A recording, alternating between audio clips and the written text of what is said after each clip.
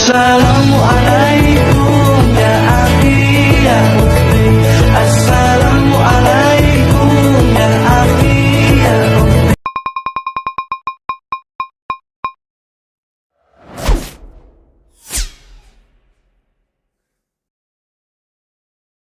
Sedekah yo sedekah, biar hartamu berkah.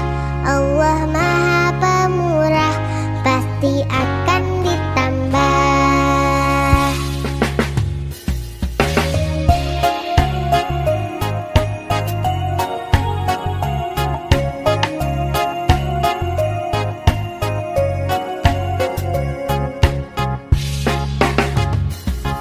Allah Maha Kaya, Allah Maha segalanya.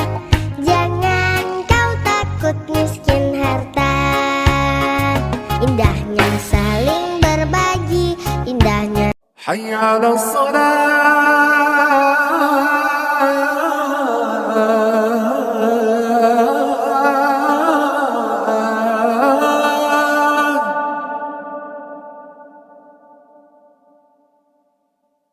Hayya 'alas salat.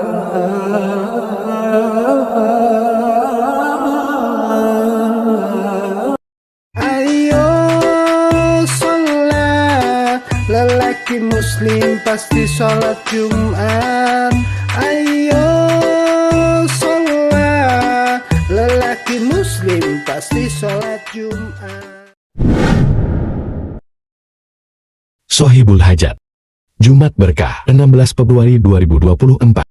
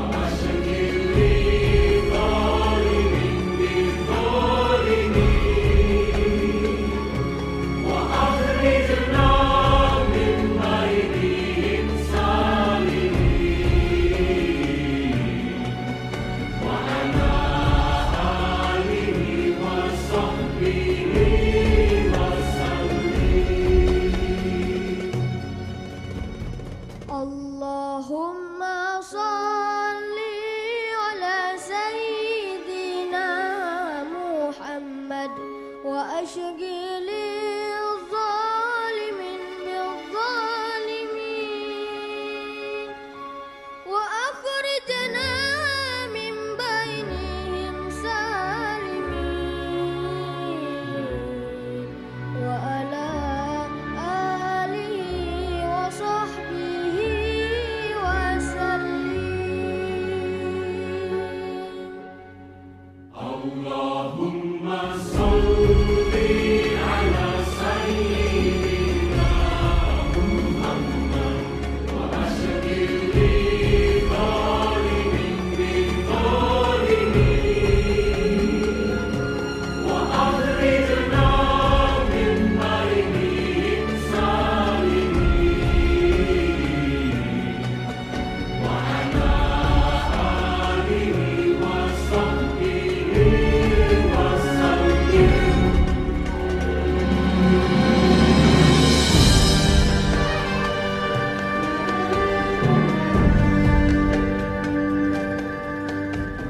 Allahumma sholli ala sayyidina Muhammad wa ashghili adh-dhalimin bil-dhalimin wa akhrijna min bainihim salimin wa ala alihi wa Video pembelajaran. Kali ini saya akan sharing suatu amalan, di mana amalan ini sudah pernah dipraktekkan oleh salah seorang santri yang pernah mengalami keterpurukan finansial, keuangan, ada di Kalimantan. Seorang santri, ya biasa ya, kalau cerita seorang santri ketika sudah keluar dari pesantren, kemudian menikah, berumah tangga, paling banyak ujian atau cobaannya itu apa? Ekonomi, finansial, paling banyak. Dan banyak sekali yang saya ketahui tentang kisah-kisah seorang santri yang seperti itu ya, yang bahkan ada juga itu yang sampai menjelang istrinya melahirkan tuh beras 1 gelas saja nggak punya. Ada. Ini saya sharingkan kepada teman-teman yang pada intinya ini untuk mengatasi permasalahan ekonomi finansial ya, masalah keuangan, masalah rezeki, khususnya untuk hal ini ya. Meskipun sebenarnya bukan hanya soal ini, bisa untuk masalah apa saja, bisa untuk masalah penyakit, jodoh, apapun, atau misalnya punya kasus-kasus apa gitu. Ini bisa dilakukan. Jadi amalannya apa? Amalannya yaitu silahkan kalau teman-teman sekali lagi ya sedang mengalami masalah yang berat, bersedekahlah beras itu ya, yang beras untuk nasi itu loh. Bersedekahlah beras seberat berat badan kita. Kalau berat badan kita itu 60 kilo ya beli beras 60 kilo itu kita sedekahkan. Kalau berat badan kita itu 40 kilo ya kita beli 40 kilo. Kalau berat badan kita 60 kilo ya kita beli 60 kilo. Kalau sudah punya beras ya nggak usah beli. Karena intinya kita ada beras gitu. Kalau berat kita ternyata 75 kilo ya kita sediakan beras 75 kilo ini. Kita sedekahkan. Kepada siapa kita bersedekah? Nah, ini juga penting. Bukan asal bersedekah ya. Sedekahnya kita kasihkan kepada seorang guru, seorang kiai, seorang ustadz, seorang guru spiritual. Siapapun itu ya, terserah. Siapapun itu ya, terserah Anda. Anda yang mengerti, Anda yang mengetahui siapa yang kira-kira menurut Anda pandang sebagai seorang guru spiritual. Guru spiritual itu bukan dukun ya, bukan paranormal, beda ya. Guru spiritual itu guru yang membimbing umat, masyarakat, membimbing kita berjalan menuju Sang Ilahi. Atau guru yang membimbing kita di dalam membersihkan kotoran-kotoran di dalam diri, membersihkan penyakit-penyakit hati. itulah guru spiritual. Jadi bukan paranormal, beda. Atau seorang kiai yang pada intinya sama gitu ya, atau seorang mursyid thariqah, sama saja. Yang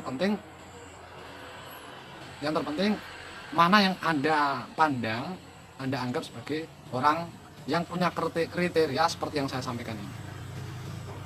Kemudian bagaimana cara kita memberikan?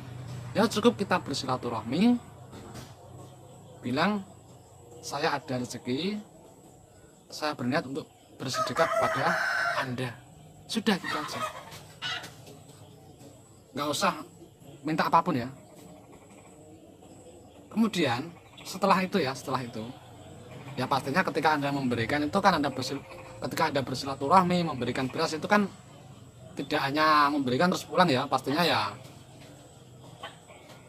ya seperti orang bertamu pada umumnya ya, ada perbincangan, ngobrol kan gitu ya. Nah di saat itu utarakan masalah Anda, apa yang menjadi masalahnya itu utarakan. Misal Anda sedang mengalami terlilit hutang, ya sampaikan, mohon maaf Pak Kiai, mohon maaf Guru, mohon maaf Ustadz misalnya ya, sebetulnya saya saat ini itu sedang dalam masalah yang bagi saya itu berat. Saya tidak tahu harus bagaimana lagi. Saya sedang terlilit hutang, saya sudah nggak punya apa-apa, saya sudah berusaha kesana kemari tapi sudah mentok, saya nggak tahu harus gimana. Jadi saya mohon doa Pak Kiai, mohon doa Pak Ustadz untuk kebaikan saya, juga untuk permasalahan saya ini.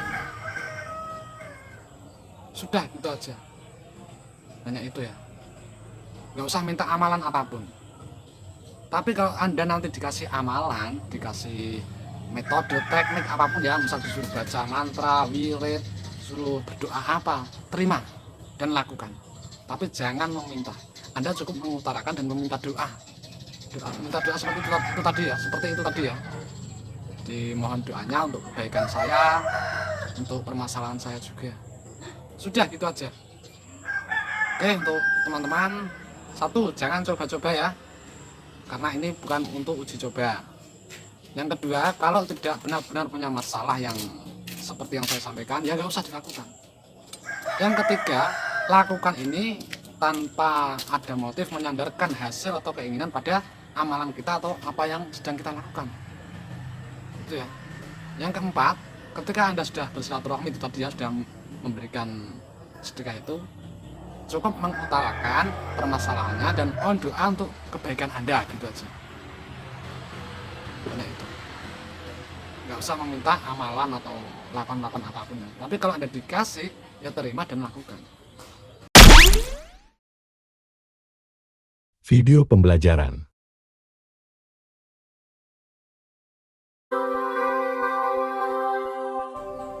Assalamualaikum warahmatullahi wabarakatuh. Kembali lagi bersama saya Budi Hartawinata. Kita akan membahas bab yang keempat, ya kan? Saya ulangi lagi, pertama adalah doanya hanya sama Allah. Kita itu apa? Kita itu doa kita. Yang kedua adalah jadikan orang tua raja.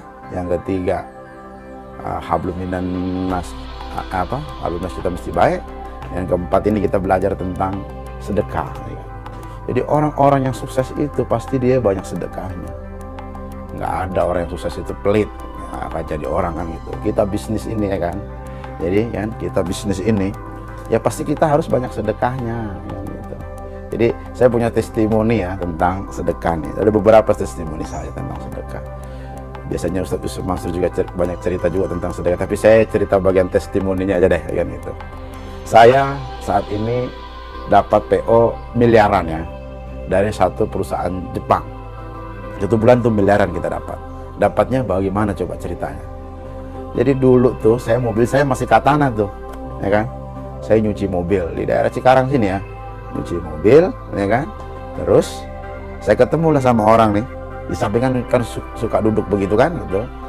Kita bertanya, Mas orang mana? Dia bilang dia orang Malang. Saya ditanya saya mana? Saya bilang saya orang Banyuwangi, ibu saya. Dia bilang, oh kita satu kampung, saya aslinya orang Banyuwangi, bla bla bla. Ngobrol begitu, karena saya duluan, saya bayarin toh, karena kan saya duluan nih. Saya bayarin dulu cucian mobilnya. Sampai 3 kali saya ketemu orang itu di situ, saya duluan bayar cucian mobilnya. ya kan? Berapa lah waktu itu, 10.000 lah sedekahnya kan, bayarin cuci mobil itu kan gitu. Akhirnya kita ketemu di mall nih, ditanya sama dia, "Pak Budi kerja di mana sih?" katanya. "Oh saya di kontraktor, dulu saya masih kerja." "Ya udah sini aja, masukin company profilnya." Akhirnya setelah saya bekerja sampai saat ini terus saya dikasih kerjaan sama itu. Jadi ketemunya tadi di mana? Ada dua tadi. Hablum minannas kita sama orang, jadi kita sapa dia dengan baik, habis itu kita bayarin dia, bos. Ada saya cerita bahwa ya kan, saya itu dulu dari masih kerja itu selalu saya bayarin satu hari satu orang makan. Jadi kalau sekarang nih hari Jumat makan soto, ya kan, soto 10.000, kamu kasihkan duit 500.000, "Pak ini uang 500.000, ya kan, setelah saya makan ini semuanya gratis," kan bilang, "dan minta doanya." "Doanya minta apa?" "Wah, yang itu 500.000 bisa berapa soto tuh? Ada 100 kali kan itu. Oh, yang doain hari Jumat itu ada 100 orang, ya kan? Jadi sedekah memang luar biasa, ya kan? Testimoni satu lagi nih. Jadi kalau saya itu sedekah apa yang terbaik? Catat, sedekah apa yang terbaik? Sedekah yang terbaik adalah sedekah di saat kita sempit. Jadi gini, contohnya, kalau kita punya uang 1 juta nih, kamu sedekahin, kamu di kantong 1 juta nih, terus kamu ke masjid, kamu masukin 50.000, kadang nggak masuk 10.000 dah, nggak ngefek kan gitu kan. Kalian pasti akan mau lomoh, orang Jawa bilang lomoh ya kan, mau gitu kan, ngasih 10.000. Tapi coba kalian separuhnya aja, 500.000 deh, kalian masukin, pasti kalian berat kan. Nah di situ lah diuji keimanan. Saya dulu sering satu tas saya malah saya kasih, saya sering kosongin. Jumat itu saya semua dompet saya kosongin semua. Dari situ memang perlawanan tuh, berat tuh, oh berat nih bagaimana nih kan, duit segini-gininya dikasih, nah di situ, ya kan. Jadi kalau saya pribadi nih ya, sedekah apa yang terbaik itu ya sedekah di saat kita merasa kehilangan. Kalau kita merasa kehilangan duit kita untuk jalan Allah, ya kan, nah di situ akan dapat gantinya. Satu testimoni saya lagi terakhir, ya kan, dulu sekitar ya 5 tahun yang lalu ya, 4 tahun yang lalu lah. Dulu saya itu ditelepon sama orang keuangan saya, "Pak Budi, gajian nih. Minggu depan kita udah gajian, Pak. Berapa ratus juta tuh? 250 juta. Uang nggak ada, Pak. Bos, uang nggak ada, uangnya tinggal 70 juta ini. Sementara ini hari Jumat. Kita gajian mesti hari Senin Selasa lah, ya kan paling lambat." Saya bilang, "Ya Allah, kamu berdoain lah, mudah-mudahan Senin kita dapat duit, jadi Selasa kita bisa gajian," gitu kan. Gitu. Akhirnya hari itu saya meeting lah di daerah Sudirman. Meeting, saya ketemu orang Jepang, dia punya utang sama saya, Bang, pasang kanopi begini. "Ya Budisan, saya belum bayar ya kanopi, ya belum. Berapa duit ya?" katanya. "Oh ini 70 juta. Oke ya, kamu saya kasih 5.000 US dollar aja dah, nggak apa-apa kan?" "Nggak apa dah." Nah, saya dikasih tuh uang dolar 5.000 US dollar itu berapa lembar berarti? 50 ya? 60 lembar dah dikasih, saya kantongin di sini. Habis dari situ di Sudirman saya meeting lah ke salah satu televisi, ya kan, kantor televisi, karena saya ada kerjaan di situ. Nah saya punya kebiasaan, ya kan. Nah, mudah-mudahan teman-teman semua ini jadi motivasi ya. Kan kita suka masuk toilet tuh, toilet kan ada ya mbaknya tuh, kadang kopan dia sama kita, "Silakan Pak," gitu kan gitu. Nah saya selalu kasih tuh, biasanya saya kasih 100.000. Jadi sini cowok, sini cewek toh, begini kan, cowoknya saya kasih 100.000 tuh, gitu. Nah, waktu itu saya nyari uang, nggak ada uang ini 100.000, nggak ada uang. Ada uang 100 US dollar. Disitulah tadi saya bilang berkecamuk ini hati ini kan. Dikala kita nggak punya duit nih, wah harus ngasih nih uang saya 100 dolar. Berat kan memang kan gitu. Mundar mandir saya resepsionis. Saya nggak mau kasih karena kan saya pikir kan ini saya cuma 100 US dollar gitu kan itu, ya kan. Akhirnya saya bolak-balik gitu kan, bolak-balik gitu kan, saya nggak tenang nih. Biasa saya kasih, sore itu saya nggak ngasih karena uang saya memang nggak ada gitu loh. Tapi saya daripada hati saya ini bergejolak, saya tarik aja 100 US dollar, saya kasih, Mbak, 100 dolar, saya kasih si Mas ini 100 dolar. Si Mas itu bilang, "Apa ini Pak Budi? Ini duit apa?" katanya kan, "Anda mungkin baru lihat." Kata sapam itu duit dolar, yaitu 100 dolar. Saya bilang, "Cukuplah buat kalian makan malam ini sama teman-teman kalian." Kan. Sapam bilang, "Itu kalau itu 1.300.000 itu." Udah, saya pergi ya kan, saya naik mobil, saya dijemput sopir, saya naik mobil, di mobil saya ditelepon sama orang. Siapa orang ini? Orang ini ya kan, sudah 3 tahun punya hutang sama saya sebanyak 300 juta rupiah, ya kan. Jadi saya kalau orang ini telepon saya sudah stres, pasti kerjanya minum duit. Yang kapalnya standar nggak ada makanan lah di Batam sana gitu.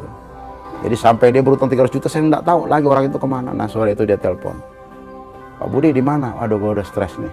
Dia minjem duit lagi nih. Sementara buat Selasa gajian aja saya belum ada duitnya dari mana gitu kan. Gitu.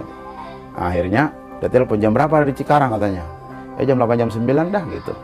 Tapi saya udah negatif thinking nih, ya kan? Oh dia pasti minjem lagi, habis lagi di dolar saya minta. Saya kan orangnya paling nggak bisa nih, kalau udah di depan saya begitu bilang nggak gitu nggak bisa, ya kan? Akhirnya sampai di rumah dia datang, rupanya dia bukan minjem duit, dia bawa uang cash 250 juta dan cek 50 juta, lunaslah hutang dia malam itu. Dan terperanjat suka saya kan sudah tidak mikir tuh, kepikir kan duit saya udah hilang tuh, ya kan? Jadi terperanjat saya itu sama dengan tadi yang pegawai kebersihan itu terperanjatnya, bahwa dia terperanjat sudah saya kasih uang 100 US dollar, ya kan? Nah tadi saya bilang bahwa sedekah apa yang terbaik? Sedekah di saat kalian merasa kehilangan, ya kan? Saya rasa testimoni saya itu nanti di waktu kita bertemu, ya kan? Ya jadilah kita ini orang-orang yang banyak memberi kepada sesama, baiklah sesama-sama. Wabillahi taufiq hidayah. Wassalamualaikum warahmatullahi wabarakatuh.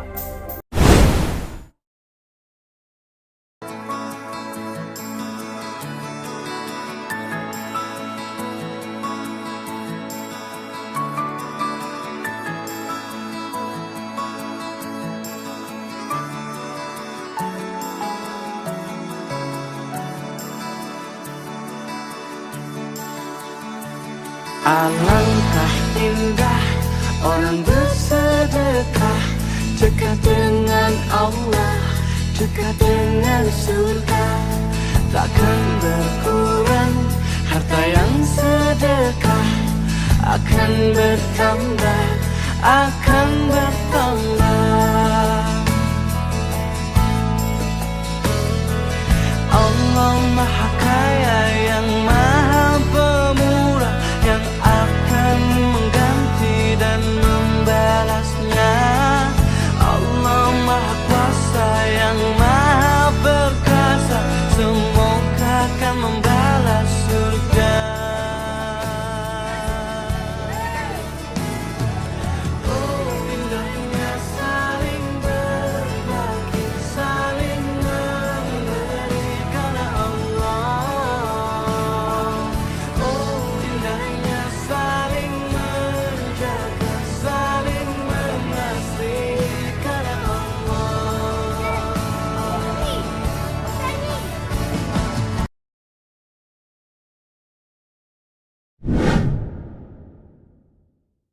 Satu-satunya burung yang berani mematuk elang adalah burung gagak.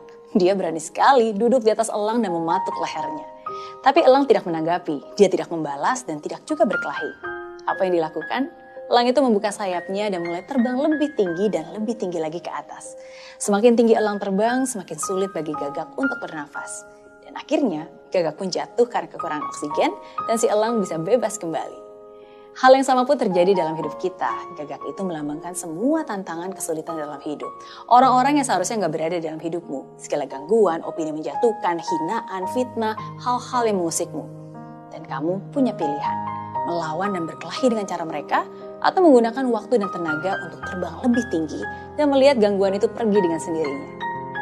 Jadi, berhentilah membuang waktumu dengan si burung gagak. Kesulitan itu hanya akan mengganggumu ketika kamu membiarkannya mengusikmu. Tapi kesulitan itu akan hilang ketika kamu memperbesar kapasitasmu. Suatu ketika, Rasulullah terlihat lemas menahan lapar. Abu Tolhah yang mendengar hal itu, akhirnya menemui istrinya. Abu Tolhah dan istrinya berniat mengundang Rasulullah untuk makan. Singkat cerita, Abu Tolhah dan istrinya hanya memiliki makanan yang sedikit. Namun, ternyata Rasulullah mengajak banyak sahabat untuk ikut makan ke rumah Abu Tolhah. Abu Tolhah pun menjadi cemas. Makanan sedikit apakah cukup untuk menjamu tamu sebanyak itu? Batinnya, akhirnya, Rasulullah dan sahabatnya tiba di rumah Abu Tolhah. Sebelum acara makan dimulai, Rasulullah mendoakan makanan yang dihidangkan. Setelah itu, para tamu diminta makan bergantian. Yang pertama makan, adalah 10 sahabat, lalu, 10 sahabat berikutnya, kemudian sahabat berikutnya, dan seterusnya. Akhirnya, semua sahabat yang datang makan sampai kenyang. Sedangkan, jumlah mereka waktu itu sekitar 70-80 orang. Setelah itu, barulah Rasulullah dan keluarga Abu Tolhah makan hingga kenyang. Assalamualaikum Ustaz. Assalamualaikum warahmatullahi. Indonesia memiliki hutang ribuan triliun. Betul, saya tahu. Dan jika dibagi dengan penduduk Indonesia lebih kurang 16 jutaan, siapa yang menanggung utang ini di akhirat nanti? Yang berhutang. Anda pernah berhutang? Enggak pernah berhutang ke World Bank, ya ngapain kita nanggung? Yang berhutang ada tangan di situ, udah dia yang tanggung jawab dunia akhirat. Pakai utang riba lagi, taib. Terus. Hati-hati dengan dunia ini. Jangan sampai kita tertipu. Silahkan bekerja, silahkan cari harta, tapi ambisi kita bukan dunia. Karena kita nggak lama tinggal di dunia, jemaah. Sungguh sangat bodoh manusia yang menimbun hartanya di sebuah tempat. Dia taruh di brankas, tiap hari dia kumpulkan di sana, kemudian setelah itu dia tinggal selama-lamanya. Kemana akalmu? Bukankah engkau capek menumpuk harta itu? Bukankah engkau sekolah tahunan untuk mendapatkan harta itu? Dan engkau udah dapat, kenapa engkau nggak bawa? Kenapa kau tinggalkan selama-lamanya, kau tinggalkan di muka bumi? Dan kebanyakan kita seperti itu. Hanya bekerja dan terus bekerja, kemudian pergi meninggalkan dunia. Orang kalau masih kurang itu miskin namanya, walaupun sudah 2M hartanya. Mobil sudah 2, istri 2, rumah 3. Tapi sih kurang saja, miskin hakikatnya. Makanya kata Nabi, laisal ghina bi kasratil arad wa innamal ghina ghinan nafsi. Bukanlah kaya itu banyaknya harta, tapi kaya hakikatnya adalah kaya hati, merasa cukup, qanaah apa yang diberikan oleh Allah. Ibnu Taimiyah rahimahullah berkata, saya sering kali mendapatkan permasalahan yang tidak ada jalan keluarnya. Lalu saya beristighfar kepada Allah 1000 kali, saya temukan jalan keluar dari permasalahan itu. Sufyan ats-Tsauri rahimahullah, seorang ulama tabi'in di Mekah, beliau punya masalah sekecil sampai sebesar apapun, pasti beliau sujud dan tidak akan pernah mengangkat kepalanya dari sujud sampai beliau merasa hatinya plong. Oleh karena itu kata para ulama, konsultasi memang pada manusia, konsultasi. Misal sakit, konsul sama dokter. Ya. Saya sakit ini dok, 3 hari kepala saya sakit belum sembuh. Itu konsultasi. Kalau masalah agama kepada para pakar ulama, pakar agama misalnya para ulama. Tapi curhat, nyampein semua permasalahan kita, itu hanya kepada Tuhan. Wudu, sujud, tuangkan semua. Nangis kepada Allah. Nikmati itu. Maka kita akan dapatkan jalan keluarnya. Bagaimana caranya sekarang kalau saya sudah terlanjur utang, kemudian orangnya sudah tidak ada, usahakan ikhtiar cari orangnya, keluarganya, temannya, alamatnya, cari tahulah informasi. Sekarang kan apa saja bisa dibuka ya. Kalau kita masih ingat namanya saja buka, ketik masuk di Facebook kita bisa dapat orangnya. Tidak ada yang tidak bisa sekarang, semua luar biasa gitu. Kalaupun betul-betul sudah berusaha tidak bisa dapat, maka sedekahkan sejumlah utang itu atas nama orang itu. Itu yang bisa, itu yang kata para ulama. Ya Allah, saya itu lemah, tapi kan Engkau maha kuat. Ya Allah, saya nggak berdaya, tetapi kan Engkau maha kuasa. Ya Allah, saya nggak punya apa-apa, tetapi kan Engkau maha kaya. Ya Allah, saya sendirian, tetapi Engkau selalu menemani. Ya Allah, saya kecewa, tetapi Engkau selalu memberikan hak. Maka saya serahkan diri saya kepadamu, saya nggak akan menyerah. Saya percaya Engkau tidak akan meninggalkan hamba-Mu. Video dakwah. Ya, satu pertanyaan terkait dengan sedekah ini Ustaz. Apakah mentraktir orang itu termasuk dari sedekah Ustaz? Atau memberikan sesuatu, apakah termasuk membahagiakan hati saudara kita Ustaz? Diriwayatkan dari Ali radhiyallahu taala anhu, beliau pernah mengatakan, saya mengumpulkan saudara-saudara saya untuk makan, itu lebih saya sukai kadang dalam dari bersedekah dengan uang. Ya. Jadi beliau, ya ini bahasa kita mungkin mentraktir. Ya, beliau kadang ngajak teman-temannya makan di rumahnya, atau mungkin ya kalau kita mungkin di warung atau di tempat yang lain. Karena manfaatnya ada beberapa. Seperti jika yang teman-teman kita ini adalah orang-orang yang baik, orang yang taat kepada Allah, maka ketika kita memberikan makan, bisa menguatkan mereka untuk lebih beribadah kepada Allah. Dalam hadis Tirmidzi dikatakan, wala ya'kulu ta'amaka illa taqi. Jangan sampai makan makananmu kecuali orang yang bertakwa. Ya, karena ketika orang bertakwa yang makan makanan kita, kapan dia makan, mencicipi, lalu dia bisa kuat beribadah, maka kita juga akan mendapatkan pahalanya.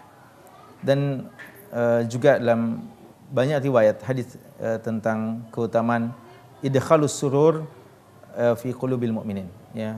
Di antara kebaikan yang sangat baik di sisi Allah adalah memasukkan rasa senang kepada saudara kita. Seorang yang mentraktir saudaranya, ini kadang sederhana, ya, mungkin kita ngajak untuk suatu makanan yang sederhana. Mungkin saudara kita juga bisa, ya, mampu untuk membeli makanan tersebut. Tapi ada nilai lain ketika kita ngajak dia, lalu kita membayarkan, maka insya Allah itu bernilai pahala, tergantung niatnya, ya, tergantung niatnya.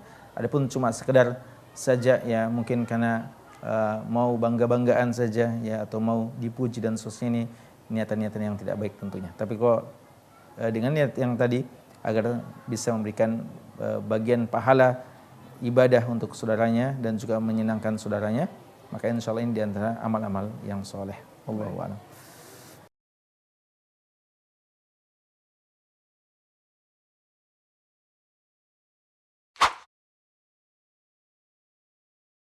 Video dakwah.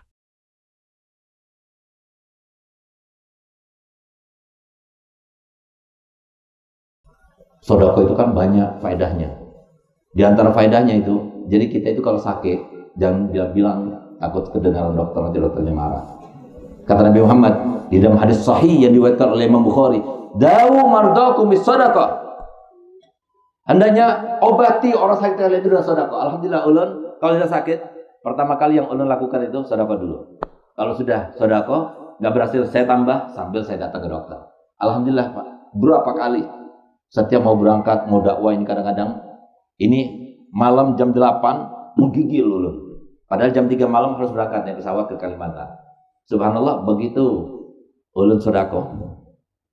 Caranya gimana? Sedekah itu yang menyembuhkan. Caranya gini. Kalau kita pergi ke dokter berapa habisnya? Nah, dengan kadar itulah kita sedekah.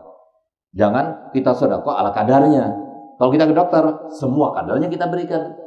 Jangan. Itu berarti percaya kepada orang, nggak percaya kepada Nabi Muhammad. Nah, jadi kalau seumpama kita sakit gigi, berapa kira-kira? Kalau ke dokter gigi, berapa dokter gigi? 100, murah banget. Kayaknya nggak ada dari 100 sekarang ya. Guru nggak pernah sakit gigi sih. Jadi paling 200 lah, 200. Nggak usah pergi dokter. Pegang duitnya. Ya Allah, aku beli dengan sedekahku ini kesembuhan penyakit gigi. Kemudian diusapkan ke giginya yang sakit. Berikan pada satu orang yang kira-kira menerimanya itu himung, senang, bahagia. Jangan 100.000, 200.000 dibagi 20 orang, 10.000. Nggak senang mereka. Kasih satu orang. Cari orang yang paling memerlukan kepada uang itu, kasih. Waktu dia itu nerima, senangnya itu loh. Itu yang membuat akhirnya Allah Ta'ala mau menyembuhkan penyakitnya. Nah itu.